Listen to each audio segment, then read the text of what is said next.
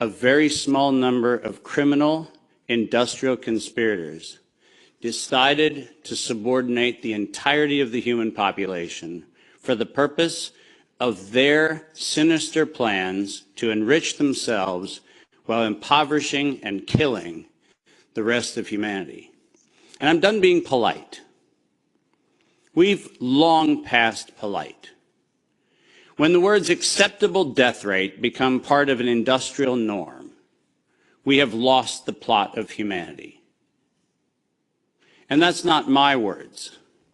Those were the words of the World Health Organization and of Pfizer and of Moderna when they were given the authorization to begin the process of killing human beings in the interest of advancing their goals. Next slide. And I'm also not going to sugarcoat this. This is a criminal cartel. We are acting as though there's some sort of redeemable quality somewhere in some esoteric layer that somehow or another the World Health Organization must have some salutatory benefit.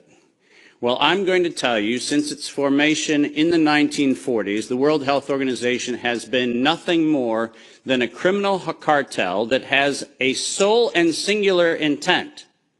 And I will show you the document that proves what I'm saying. This is not an allegation. This is actually provable by their own words in their own hand.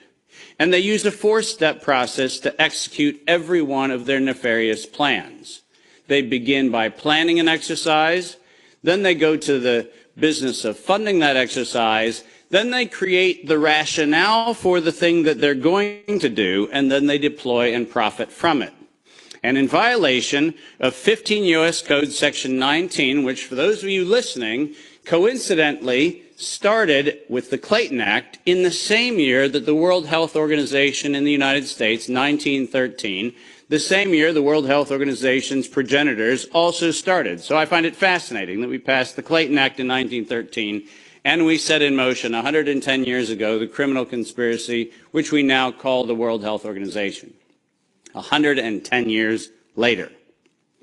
And in violation of TIFU, or TEFU, I don't even know how to say it, the TFEU, the treaty allegedly for the functioning of the European Union, which I think needs to now be called the Treaty for the Dysfunctional European Cabal.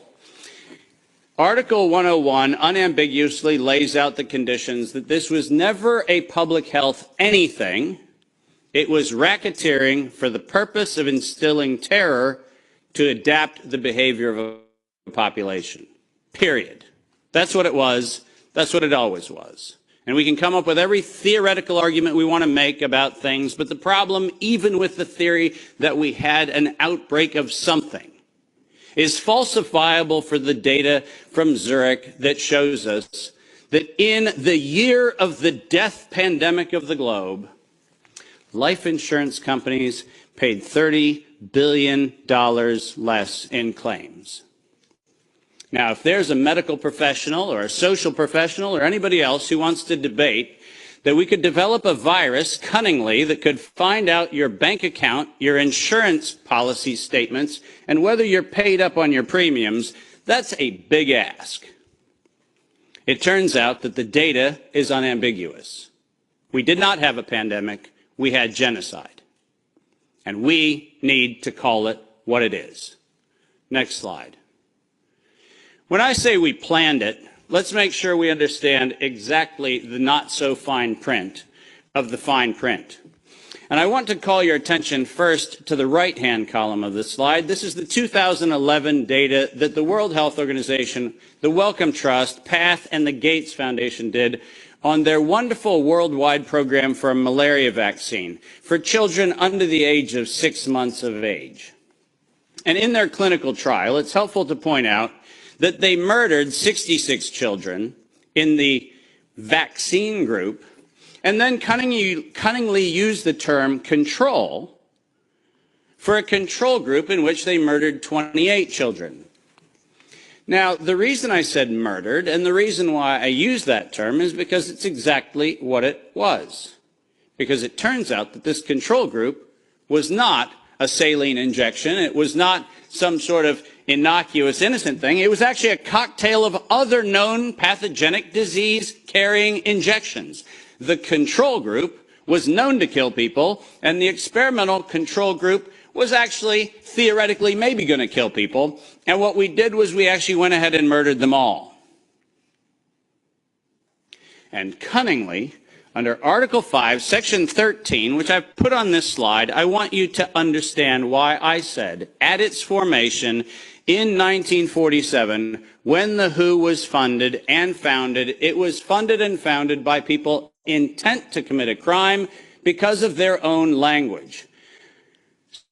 Section 13 of Article 5 ends with the following statement: immunity from personal arrest or detention, blah, blah, blah, immunity from legal process of every kind. Now, if you didn't intend to commit a crime, why would you need to give yourself permanent and absolute immunity from every form of prosecution, and it's worse, even investigation for prosecution of every kind? People sit there and pretend, well, that's like diplomatic immunity. Do you realize this isn't even meeting the standard of diplomatic immunity? This is a criminal organization who set in motion their own law to protect themselves against crimes they knew they were going to commit. And when I say they knew they were going to commit, I mean they knew it. Because their first Director General, none other than Dr. René Sand, who happened to be in the hospitality of the Germans in Dachau in 1940 earlier, in 1947, mysteriously, with the largesse of the Rockefeller Foundation, was nominated to become the first Director General of the WHO. And within 5 short years, René Sand decided to authorize the real purpose of the WHO in writing by then Director General Dr. Brock Chisholm, who advocated for population control as its primary objective. Does that sound like public health to anyone in this room? This is not public health. This is the advancement of the same genocidal program that began with the Carnegie Foundation's funding of the eugenics office at Cold Spring Labs in the United States in 1913 under the philanthropy of Andrew Carnegie. People, stop fooling yourself. We debate the leaves on the tree of what we call this pandemic thing, but we're not going to the root. This was an organized crime, racketeering entity set up to give itself first absolute immunity and then execute its plans to make sure it controls who lives, who dies, and who gets any chance at life. And if you think that I am somehow inflating numbers, let me be unambiguous. Under every treatment of tax provision, if I were to tell you that there is an 88% controlling interest of any organization, you might conclude that that actually aggregates into a controlling interest. And it turns out that if we look at the foundation donations to the World Health Organization, 88% of those come from a single organization, the Gates Foundation. That constitutes a violation of every competitiveness law in Europe and every competitiveness law in the United States. This is absolutely not only not an independent, charitably funded donation, but more importantly, under the tax laws on both sides of the Atlantic, this constitutes directed donations which specifically are forbidden and do not have any place anywhere in the Charter of the World Health Organization or any of the UN-affiliated organizations. When I say this is a crime, I mean it's a tax crime, a racketeering crime, a money laundering crime, and now the crime of racketeering leading to murder and global terrorism. Next slide. I told you that the second thing after they plan it is they fund it. And why don't we use the criminals' language in their own words, because it's the best way to say it. When they actually planned the release of the use of a biologically modified chimera associated with the model derived from coronavirus, they actually said the following: to sustain the funding base beyond the crisis, we need to increase the public understanding for the needful medical countermeasures, such as a pan-influenza or pan-coronavirus vaccine. Now, let me pause for just one moment and remind you that the crisis that they were speaking of was a crisis of diminishing funding. There was no health crisis. This was a crisis of their coffers were starting to run dry. That's the crisis. And let's read on. A key driver is the media, and the economics will follow the hype. We need to use that hype to our advantage to get to the real issues. Investors will respond if they see profit at the end of the process.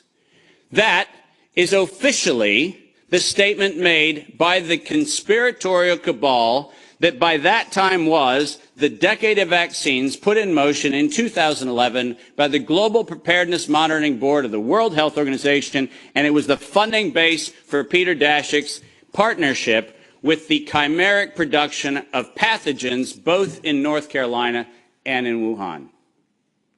So don't tell me that we have to do an investigation into where this came from. The criminals have admitted to it in their own words. Next slide. And now we get the fun one that no one in Congress is willing to address, which is the elephant in the room.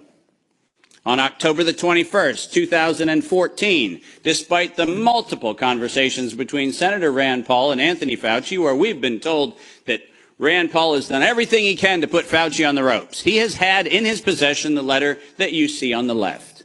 And it is the letter, conveniently on NIAID letterhead, sent to the University of North Carolina, Chapel Hill, which unambiguously states that during the gain-of-function moratorium, which, by the way, if we use the word moratorium, feels like that means you're supposed to stop. Why don't we go ahead and look at two pieces of this letter? First, the second bullet under Project One, which, by the way, was not part of the original grant.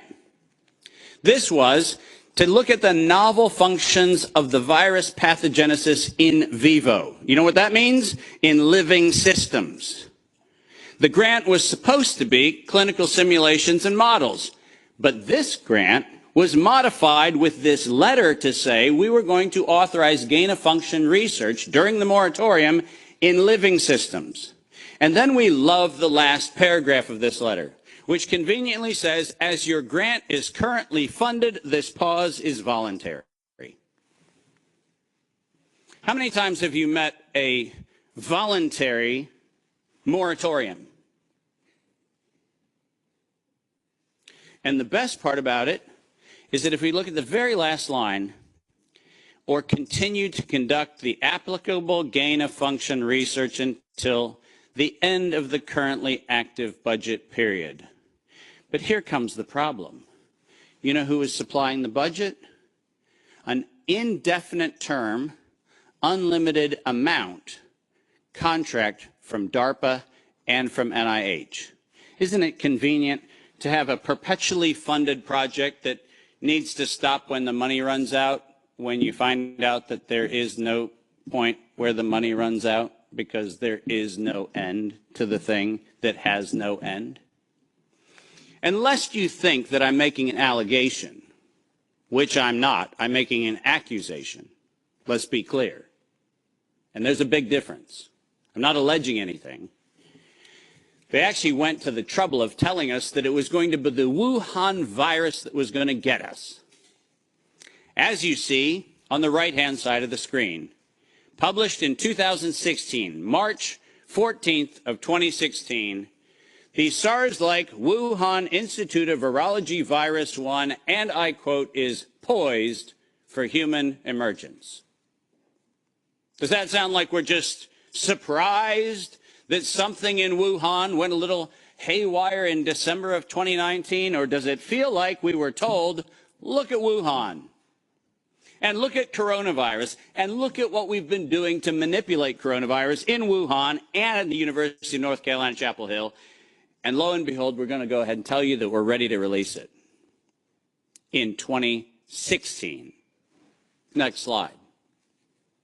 We're almost done. And then they created it. Now, all of you know that I am criticized globally for my use of the term biological warfare. I do that because I am credentialed to do that. I happen to be, for the United States government, in the early part of the 2000s and the latter part of the 90s, a person who was sent around the world to look at the proliferation of biological and chemical weapons. I'm acutely familiar with the definition of what a biological warfare agent is in the 18 U.S. Code, the criminal code of violations of biological and chemical weapons. And so my assessment is, in fact, professional and right. And the reason for that is I'm the one credentialed to make that determination for the United States government for many years. That's why I say it. But let's pretend for the moment that I'm just a nut job. Maybe I don't know what I'm talking about. So why don't we look at what the criminals said themselves, shall we? In 2005, at a conference sponsored by DARPA and the MITRE Corporation, Ralph Barrick, the architect of the lethal strand that has been injected into millions and billions of people's arms, that Ralph Barrick was sponsored to present the following, and let's go ahead and use his words, presentation: synthetic coronaviruses, biohacking, bio-warfare enabling technologies. Does that sound like a public health distribution program? Does that sound like something that is accidentally misinterpreted to mean something else? Or does biological warfare enabling technologies sound like not countermeasures or pandemic preparedness? It sounds to me like biological warfare enabling technologies. And the reason why I have that hunch is what followed was he received, next to his NIAID grants, non-competitive DARPA grants in matching funds for over $140 million of aggregate funding going into his and his related programs on synthetic biological warfare enabling technologies. So do I have a problem calling the injection a biological warfare enabling technology? Absolutely not, because that's what they called it. And we know that they knew they called it that on September 18th, 2019. Because on September 18th, 2019, the racketeering, co-conspiring cabal of interlocking directorates, also known as the World Health Organization, said that they were going to conduct an experience for the world that was going to be a rapidly spreading pandemic due to a lethal respiratory pathogen. The lethality in that statement is the problem. They didn't say we're going to maybe get a little bit of sniffles going around. They said we were going to actually have the promulgation of a deadly agent. And the stated reason, in September 2020, the progress indicator is that the world would accept a universal vaccine. Not, we'll look at other options of treatment. Not, we'll have a look at what might be early intervention, as Dr. McCullough has so clearly advocated for in many, many, many instances. Not that. We stated on September 18th, 2019, we were intending to kill. And we were intending to kill to create the fear that would drive people to accept something that without coercion, no one would have accepted. And that's published by the criminal racketeers. Next slide, and there's only 2 to go if you're following. Deploy and profit from it. We were told investors will respond if they see profit at the end of the process, and lo and behold, guess what they saw? Profit at the end of the process. 2022, $100 billion for Pfizer of public funds. Moderna, after lying to the Congress in October of 2020 when they were asked to actually verify whether NIAID was promoting an injection that would enrich NIAID, where Anthony Fauci and the entire team at NIH said that they had no financial interest in their recommendation, They receive a back payment royalty of $400 million for the first payment of the royalty. $400 million. More than any Institute of Health has ever received in a single payment for a single invention in the history of American medical research. And lo and behold, what do we receive after that? A request from the World Health Organization to expand its budget by 11% to make sure that the people who profited from it donate to it. And guess what they just did? They laundered the money right back. That's what they did. Next, and now you get the final slide. This is not a public health crime. This is actually not a constitutional crime. This is a criminal act done by a criminal institution established to enable criminal behavior since its foundation in 1947. That is what this is. And we should not be debating the merits of democracy or liberty or anything else, as irrational as that would be if we stood at a bank robbery and debated the merits of printing dollar bills. The problem is not the dollar bills, it's the bank robber. And the problem here is not health, and it's not public health, and it's not the suppression of information and the suppression of dissident views and the absolute unconscionable treatment of physicians around the world and academicians around the world who spoke out against this. That's not the crime. The crime is that we had criminal racketeers who conspired and developed a, quote, emergency. The same criminal racketeers planned, manufactured, and did all agency capture to make sure that you were told that you would use terms that they tell you to use. Vaccine, face mask, health, social distancing, none of which had ordinary use definition. So we just used them. Criminal racketeers price fixed with interlocking directorates where known competitors came together and fixed prices in direct collusion, in violation of both European Union standards and in violation of both the Sherman and the Clayton Act in the United States. These were crimes. It was organized crime, and we should treat it as such. Criminal racketeers publicly lied under oath, and this resulted in the death and destruction of liberty, and most importantly, the death and destruction of the integrity of well-meaning people who sit here today doing everything they can within their power to try to treat the calamities created by this catastrophe. I will not for a moment denigrate the multiple contributions of amazing academic and medical professionals who've tried desperately to step into the gap and stop the corrupt outcomes of these crimes. But I will, without doubt, say the following. Until we treat this as a criminal conspiracy of criminal racketeers resulting in global terrorism for the purpose of profiteering and murder, until we have that conversation, we're having the wrong conversation. Because we are not here to debate the merits of a modified agreement for a criminal racketeering organization. We are here to end the criminal organization itself. This is my call to every single person on this planet. Don't just limit the power of the WHO.